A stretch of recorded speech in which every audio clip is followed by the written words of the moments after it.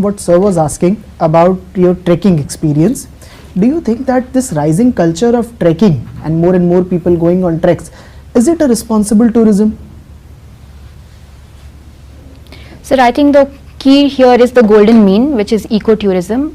Most treks that I've been on, definitely I look into whether they're branded and certified in terms of whether there are proper disposal systems, whether the treks are invading into the community spaces wherever the treks are taking place. So those are very important metrics to keep in mind. However, there are instances where pollution in terms of garbage disposal, as I mentioned, solid waste disposal, having ODF facilities, etc., those are not ensured. So those are things that are being worked on, and I think it definitely depends on the individual himself or herself who is taking up the trek to be aware of them. You brought the point of waste disposal. How can individual at such areas, how can they ensure a proper waste disposal, especially when it comes to human waste? How can they ensure?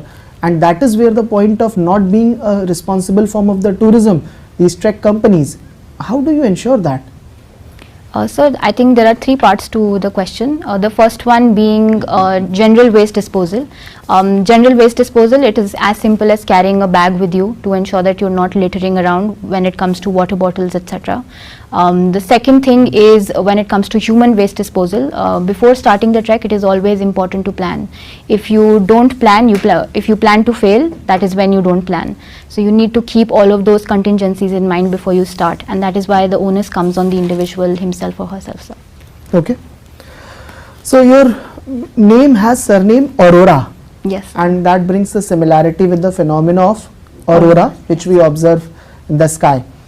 Tell me, what is the difference between a sprite and aurora?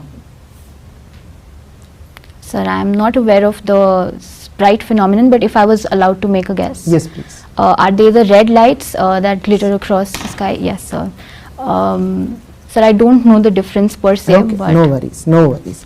What is the meaning of zinnia? So zinnia is a flower. It's a flower. Yes, sir. Okay, okay.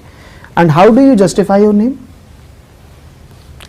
So when you provide one with the light sunlight, with which I would metaphorically pronounce as guidance, if you provide it with the right kind of nutrition, which I thankfully can ascribe to my parents, I think that is when I bloom the best.